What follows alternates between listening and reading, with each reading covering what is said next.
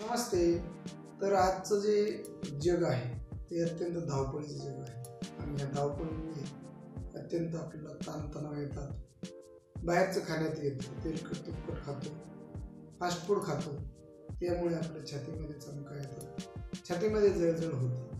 तर त्याच्याविषयी घरगुती उपाय काय आहेत, तर ते 3 उपाय मी आज तुम्हाला या ठिकाणी सांगणार आहे.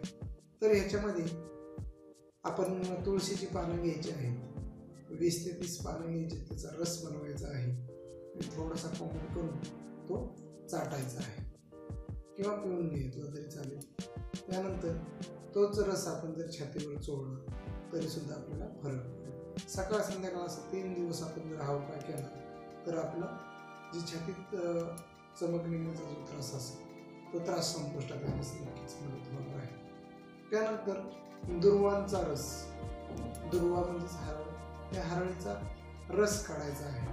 त्या रस आपण दिवसातून 3 वेळेस 3 दिवस घ्यायचा आहे. सकाळ दुपार संध्याकाळ असा 3 दिवस जर आपण रस घेतला, 2 चमचे रस घ्यायचा आहे फक्त, आणि त्यामुळे आपल्या छातीत चमकण्याचा जो प्रॉब्लेम असेल, छातीत जळजळ करण्याचा जो प्रॉब्लेम असेल, आम्लपित्ताचा जो प्रॉब्लेम असेल तो संपुष्टात आलेला असेल. त्यानंतर आपण लिंबू पाणी दिवसातून 4 ते 5 वेळेस सलग 3 दिवस प्यायचं.